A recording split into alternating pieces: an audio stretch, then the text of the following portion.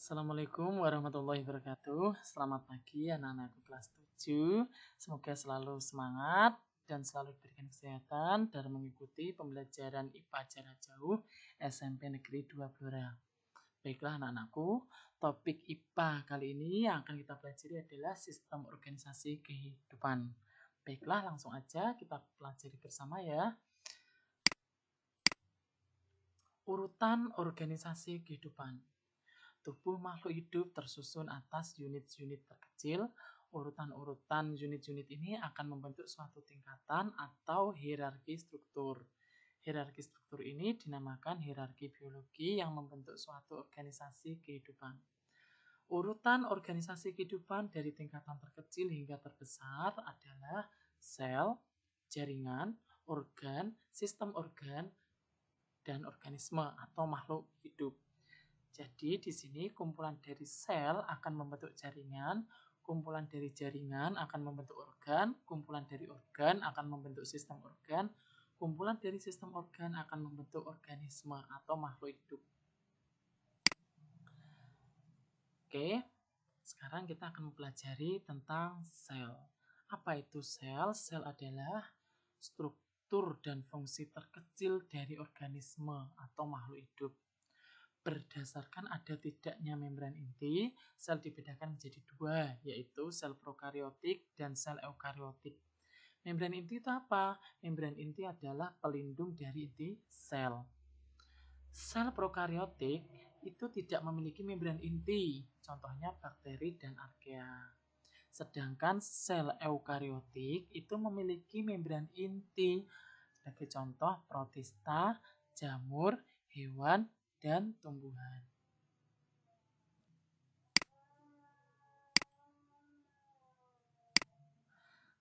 Berikutnya, tabel perbedaan antara sel prokariotik dan sel eukariotik. Yang pertama, struktur pembedanya adalah membran nukleus, berfungsi melindungi inti, mengatur keluar masuknya zat. Membran nukleus pada sel prokariotik tidak ada, pada sel eukariotik ada. Sistem endomembran berfungsi membagi sel menjadi ruang-ruang kecil. Sistem endomembran pada sel prokariotik tidak ada, pada sel eukariotik ada. Retikulum endoplasma berfungsi penghubung antar bagian sel dan tempat melekatnya ribosom. Retikulum endoplasma pada sel prokariotik tidak ada, pada sel eukariotik ada. Berikutnya, mitokondria berfungsi penghasil energi. Pada sel prokariotik tidak ada, tetapi memiliki lisosom. Pada sel eukariotik ada. Oke. Sel itu tadi dibedakan menjadi dua, prokariotik dan eukariotik. Prokariotik tidak memiliki membran inti, sedangkan eukariotik memiliki membran inti. Berikut adalah gambar sel prokariotik, berarti tidak memiliki membran inti. Adanya dinding sel di sini, ini adalah dinding sel. Kemudian ini adalah DNA sirkuler atau nukleoid atau inti. Sedangkan ini adalah membran sel. Ini adalah sitoplasma, yang ini adalah ribosom, yang ini adalah plasmid, yang ini adalah semuanya bentuknya seperti kapsul, maka disebut kapsul. Sedangkan rambut-rambut ini namanya flagella atau flagellum, yang berfungsi untuk bergeraknya sel. Berikutnya kita akan mempelajari tentang sel tumbuhan. Sel tumbuhan termasuk sel eukariotik karena memiliki membran inti. Sel tumbuhan bagiannya ini namanya vakuola, ini namanya adalah RE kasar, retikulum endoplasma kasar, yang ini adalah ribosom bebas, ini namanya adalah membran inti, yang ini namanya nukleus, yang ini namanya mikrotubulus, yang ini namanya membran plasma, ini namanya mitokondria, ini namanya kloroplas, yang ini namanya dinding sel, yang ini namanya vesikel, sedangkan lipatan merah ini namanya badan Golgi. Saya ulangi, bagian-bagian dari sel tumbuhan ini namanya vakuola, RE kasar, ribosom bebas, membran inti, nukleus, mikrotubulus, membran plasma, mitokondria. Nah, ini ada dua pembeda. Ini ada kloroplas, nanti pada sel hewan tidak ada. Ini ada dinding sel, pada sel hewan juga tidak ada. Ini vesikel, yang ini adalah badan Golgi. Berikutnya kita akan mempelajari tentang sel hewan. Sel hewan juga termasuk sel eukariotik karena memiliki membran inti. Bagian-bagiannya, ini nukleus, ini vesikel, ini lisosom, ini ribosom bebas, bintik-bintik kecil, ini RE kasar, ini RE halus, ini badan Golgi, ini yang hijau sepasang sentriol, ini membran plasma, ini adalah mitokondria, yang ini adalah mikrotubulus, yang ini adalah mikrofilamen. Bedanya pada sel tumbuhan tadi tidak terdapat lisosom, pada sel hewan terdapat lisosom. Oke, sekarang selanjutnya kita akan mempelajari bagian-bagian sel beserta fungsinya ya anak-anak. Yang pertama membran sel merupakan selaput terluar dari sel.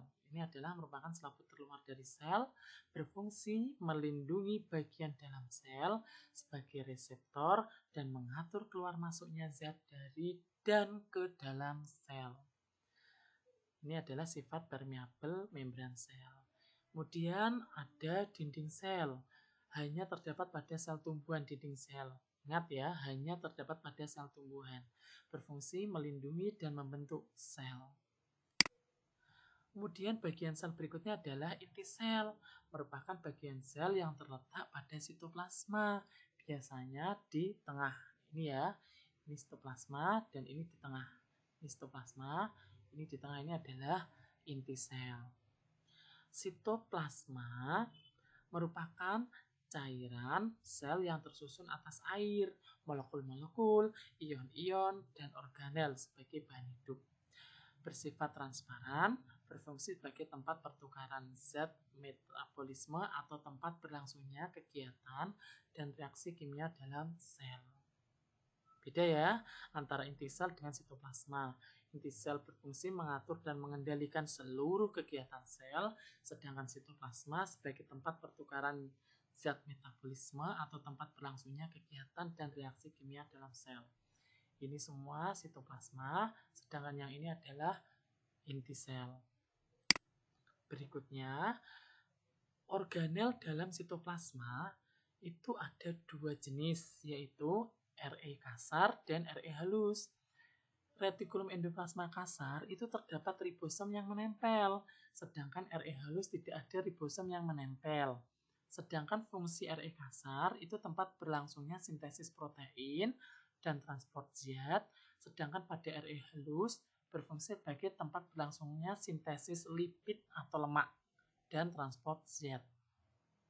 Ini RE halus, sedangkan bagian lipatan ini adalah RE kasar. Kemudian ribosom. Ribosom berfungsi mensintesis protein. Bagian sel berikutnya yaitu badan Golgi. Badan Golgi itu ini tadi sudah ditunjukkan Pak Alif. Fungsinya adalah sekresi protein. Sekresi protein itu menyalurkan zat ke organel-organel yang lain. Lisosom tadi adanya di sel hewan, berfungsi mencerna zat sisa, makanan atau zat asing. Fungsi dari lisosom adalah mencerna zat sisa, makanan atau zat asing. Seperti ini. Di sini ada gambar badan Golgi, kemudian lisosom primer dihasilkan oleh badan Golgi, kemudian lisosom berfusi dengan suatu endosom, kemudian membentuk molekul-molekul kecil hasil pencernaan berdifusi ke dalam sitoplasma. Ini siklus ini nanti akan kalian pelajari pada saat kalian SMA pada materi biologi. Berikutnya bagian sel sentrosom berfungsi berperan dalam pembelahan sel. Jadi sentrosom ini adalah berperan dalam pembelahan sel. Vakuola berfungsi tempat menyimpan zat makanan, itu vakuola. Kemudian mitokondria tadi sudah dijelaskan di awal, berfungsi sebagai respirasi sel dan penghasil energi. Ini adalah struktur mitokondria. Plastida atau kloroplas yang hanya ada di sel tumbuhan itu berfungsi sebagai tempat fotosintesis. Jelas ya nak? Semoga kalian paham. Berikutnya, perbedaan sel hewan dan sel tumbuhan. Bagian sel, membran sel hewan ada, sel tumbuhan ada. Inti sel hewan ada, sel tumbuhan ada. Sitoplasma, sel hewan ada, sel tumbuhan ada. Retikulum endoplasma atau RE, baik sel hewan maupun sel tumbuhan ada. Ribosom, baik sel hewan maupun sel tumbuhan ada. Mitokondria, baik sel hewan maupun sel tumbuhan ada. Badan Golgi, baik sel hewan maupun sel tumbuhan ada. Lisosom hanya sel hewan yang ada. Sentrosom hanya sel hewan yang ada. Vakuola pada sel hewan jika ada itu kecil, sedangkan pada tumbuhan itu ada dan besar ukurannya. Plastida pada sel hewan tidak ada. Plastida ini sama dengan kloroplas ya, hanya ada di sel tumbuhan. Dinding sel hewan tidak ada, sel tumbuhan ada. Itu perbedaan antara sel hewan dan sel tumbuhan. Semoga kalian bisa memahami dan mengerti ya nak. Berikutnya, struktur dan fungsi organel-organel pada sel tumbuhan dan hewan. Ini strukturnya ya. Ribosom, strukturnya itu tersusun dari protein dan RNA ribosomal berada bebas dalam sitoplasma atau melekat pada RE kasar. Fungsinya tadi udah jelas dijelasin Pak Alif sebagai tempat sintesis protein. Retikulum endoplasma atau RE itu tersusun dari kantung pipih dan tabung yang berhubungan dengan membran inti, terdiri dari RE kasar dan RE halus. Sebagai tempat sintesis protein untuk RE kasar, sebagai sintesis lipid atau lemak itu untuk RE halus. Badan Golgi itu strukturnya kantung pipih bertumpuk, berfungsi memproses protein dan molekul lain yang dibawa ke sel, keluar sel dan ke membran sel. Lisosom hanya ada di sel hewan. Vesikel terbentuk dari badan Golgi mengandung enzim-enzim hidrolitik, mencerna secara intraseluler dan merusak sel-sel asing. Itu fungsi dari lisosom. Peroksisom strukturnya vesikel yang mengandung enzim oksidatif dan katalase. Fungsinya merombak H2O2 yang bersifat racun bagi sel. Mitokondria tersusun atas membran dalam, membran luar, krista, dan matriks. Fungsinya sebagai tempat terjadinya respirasi seluler yang menghasilkan ATP atau energi. Berikutnya kita akan mempelajari jaringan. Jaringan merupakan kumpulan dari beberapa sel yang mempunyai struktur dan fungsi yang sama. Bedanya antara jaringan hewan dan jaringan tumbuhan. Jaringan hewan tersusun atas jaringan epitel, jaringan konektif, jaringan otot, jaringan saraf. Sedangkan jaringan tumbuhan, jaringan epidermis, jaringan dasar atau parenkim, jaringan pengangkut ada xilem dan phloem, jaringan penyokong ada sklerenkim dan kolenkim, dan jaringan meristem. Baiklah, kita pelajari satu persatu jaringan hewan. Jaringan epitel berfungsi melindungi jaringan di bawahnya terhadap kerusakan karena gesekan mekanis, radiasi UV, dan serangan bakteri. Melapisi seluruh kelenjar pencernaan pada tubuh, tabung air, dan rongga paru-paru, menghasilkan sel-sel kelamin yang akan dilepaskan dari tubuh. Ini ya, gambar dari struktur jaringan epitel. Ada silinder bersila, ada pipih berlapis, ada kubus selapis, ada pipih selapis, ada silinder berlapis, ada silinder berlapis-lapis. Berikutnya, kita akan mempelajari tentang jaringan konektif atau penghubung. Terdiri dari jaringan konektif penunjang, jaringan konektif pengikat, jaringan konektif berserat, jaringan sumsum tulang belakang. Jaringan konektif penunjang memiliki fungsi memberi kekuatan, bantuan, dan pelindung pada bagian yang lemah. Contohnya tulang rawan. Jaringan konektif pengikat berarti memiliki fungsi mengikat bagian-bagian tubuh, contohnya tendon. Jaringan konektif berserat memiliki fungsi pengikat sebagian besar organ, lintasan bagi pembuluh darah, contohnya selaput otot. otot. Jaringan sumsum tulang belakang berfungsi sebagai sumber semua sel dalam darah. Ini adalah gambar-gambar jaringan ikat mesenkim, jaringan ikat mukosa, jaringan ikat longgar. Ini jaringan ikat padat, kolagen, elastik. Seperti ini. Ini adalah gambar jaringan konektif atau penghubung. Berikutnya otot, jaringan pada hewan ya.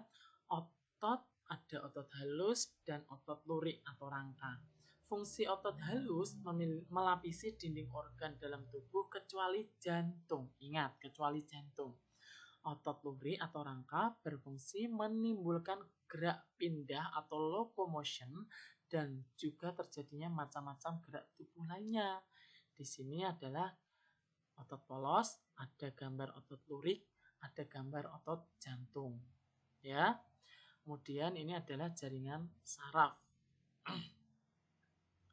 Ini kemudian ada sel saraf, ada dendrit, badan sel. Nah, ini akan kita pelajari saraf bagaimana.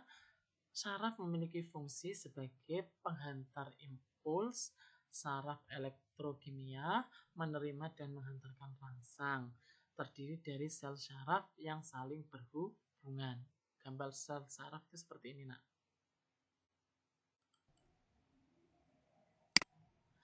Berikutnya kita akan mempelajari jaringan tumbuhan. Yang pertama, jaringan meristem merupakan jaringan aktif pembelah. Ada dua, yaitu meristem primer dan sekunder. Meristem primer tumbuh secara vertikal, berarti ke atas, terdapat pada ujung akar dan ujung batang. Bisa ke atas, bisa ke bawah. Untuk akar berarti ke bawah, batang berarti ke atas. Meristem sekunder tumbuh secara horizontal, berarti membesar. Terdapat pada kambium ikatan pembuluh. Jadi pada batang semakin besar, semakin besar. Pada akar juga akarnya semakin besar, semakin besar. Jaringan pelindung adalah jaringan epidermis, memiliki fungsi untuk menutupi permukaan daun, buah, bunga, buah, dan akar. Jaringan parenkim itu adalah jaringan dasar, memiliki fungsi menyimpan cadangan makanan, air, udara, fotosintesis, dan transportasi. Pada daun disebut jaringan palisade dan tiang, dan jaringan spon atau bunga karang. Ini adalah jaringan-jaringan sebagai tempat untuk fotosintesis. Jaringan tumbuhan berikutnya adalah jaringan penguat. Ada dua jaringan penguat, yaitu jaringan sklerenkin dan kolenkin. Sklerenkin merupakan sel-sel yang telah mati, terdiri atas fiber atau serat dan sel batu atau skleroid. Fungsinya untuk melindungi dan menguatkan bagian dalam sel. Sedangkan kolenkin terdapat pada batang, daun, buah, akar. Memiliki fungsi untuk menguatkan tumbuhan. Jaringan pengangkut itu ada jaringan xilem, ada jaringan phloem. Yang sudah kalian pelajari ketika di SD, mungkin kalian banyak yang hafal ya. Xilem memiliki fungsi mengangkut air, garam mineral, unsur hara dari akar ke daun dan seluruh jaringan tubuh. Phloem memiliki fungsi mengangkut hasil fotosintesis dari daun ke seluruh tubuh tumbuhan. Kemudian ada jaringan gabus atau peridom, merupakan sel pengganti epidermis yang telah mati, memiliki fungsi sebagai pelindung dan jalur transportasi air. Itu jaringan gabus. Ini ada gambar jaringan akar. Beda antara akar tumbuhan dikotil sama tumbuhan monokotil. Kalau tumbuhan dikotil seperti jambu, mangga, itu seperti ini struktur akarnya. Ya, ini kambiumnya terdapat ini silemnya di sini. Ini silem, sedangkan phloemnya yang luar ini. Ini silem, yang ini yang luar ini adalah phloem. Oke, bagian ini adalah endodermis, ini adalah vesicle, yang ini bundaran ini adalah korteks, yang luar ini adalah epidermis. Oke, sedangkan yang ini adalah rambut akar. Sama seperti tumbuhan dikotil, akar tumbuhan monokotil juga memiliki rambut akar, namun bentuk dan letak pada kambiumnya untuk xilem dan phloemnya berbeda. Phloemnya ini ya, ini phloem yang gelap-gelap ini, sedangkan yang ini adalah xilem. Kemudian sama, ini adalah vesicle, endodermis, Kemudian yang ini adalah korteks, yang luar ini adalah epidermis. Ini adalah perbedaan jaringan akar pada tumbuhan dikotil dan tumbuhan monokotil. Jaringan batang pada tumbuhan dikotil dan monokotil. Kalau pada tumbuhan monokotil seperti ini. Jaringan dasar ya, ini silemnya ini, floemnya yang ini, epidermis yang ini, yang luar ini. Sedangkan pada tumbuhan dikotil ini silem yang dalam ini ya, ini silem. Sedangkan yang phloem ini phloem, ini phloem semuanya yang luar ini. Kemudian epidermisnya yang mengelilingi ini. Ini adalah jaringan pada batang, perbedaan pada tumbuhan dikotil dan monokotil.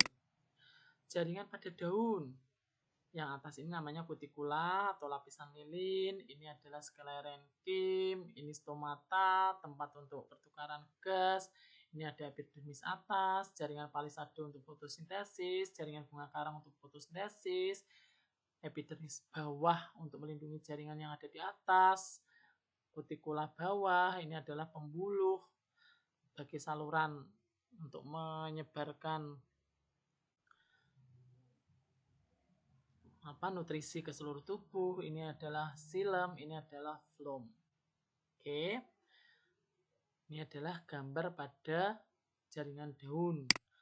Kemudian selesai jaringan, kita akan mempelajari tentang organ, anak-anakku. Organ itu merupakan kumpulan dari beberapa macam jaringan yang berbeda akan membentuk satu kesatuan untuk melakukan fungsi tertentu.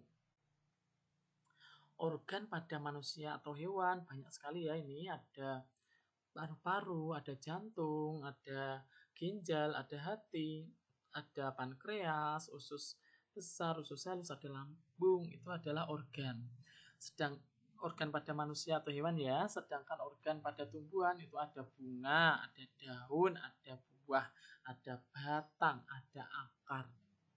Itu ya, organ pada tumbuhan dan organ pada manusia atau hewan. Berikutnya kita akan mempelajari sistem organ. Sistem organ itu apa? Sistem organ merupakan gabungan dari beberapa organ yang saling bekerja sama untuk melakukan fungsi kerja tertentu. Sistem organ manusia, sebagai contoh ada sistem peredaran darah, ada sistem saraf, ada sistem pernafasan, ada sistem pencernaan, ada sistem rangka, ada sistem muskular. Itu adalah sistem organ. Berikutnya, anak-anakku, sistem organ di sini tadi ada sistem organ manusia, sekarang sistem organ tumbuhan. Kalau pada sistem organ tumbuhan, sistem pernapasan atau respirasi terdiri dari organ penyusun, daun, stomata, batang, lentisel, dan akar. Fungsinya menghirup oksigen sehingga diperoleh energi. Sedangkan organ tumbuhan berikutnya adalah sistem pengangkutan. Sistem pengangkutan nama organ penyusunnya daun, batang, dan akar yang memiliki phloem dan silem. Fungsinya mengedarkan zat makanan ke seluruh tubuh. Kemudian sistem organ pada tumbuhan berikutnya adalah sistem penguapan atau transpirasi. Nama organ penyusunnya adalah daun dengan stomata yang berfungsi mengeluarkan uap air yang berlebihan. Kemudian sistem organ tumbuhan berikutnya yaitu sistem gerak. Organ penyusunnya ada akar, batang, daun. Fungsinya merespon rangsang dari luar. Oke, sekarang setelah sistem organ, maka akan terciptalah yang namanya organisme. Apa itu organisme? Organisme adalah kumpulan sistem organ yang akan membentuk suatu organisme, anak-anak. Jika salah satu sistem organ terganggu, maka hidup organisme juga menjadi terganggu karena ada salah satu organ yang kurang. Nah, kumpulan dari sistem organ tadi akan membentuk yang namanya manusia. Kalau misalkan tumbuhan, ya akan membentuk fungsi utuh tumbuhan. Gambar bunga apa, gambar pohon apa, itu organismenya. Oke, Baiklah anak-anakku, jadi bisa kita simpulkan, kita sudah mempelajari mulai dari tingkatan terendah yaitu sel, jaringan, organ, sistem organ, tubuh organisme.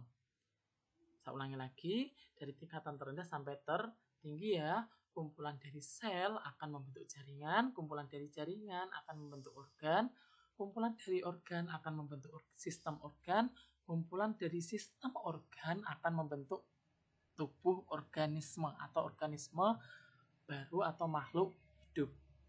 Demikianlah sistem organisasi kehidupan yang telah kita pelajari. Semoga bermanfaat untuk anak-anakku sekalian. Dari kalian yang belum mengerti jadi mengerti, dari yang kalian belum tahu menjadi tahu. Semoga memberikan manfaat buat kalian. Saya akhiri sekian dulu pembelajaran kali ini. Wassalamualaikum warahmatullahi wabarakatuh.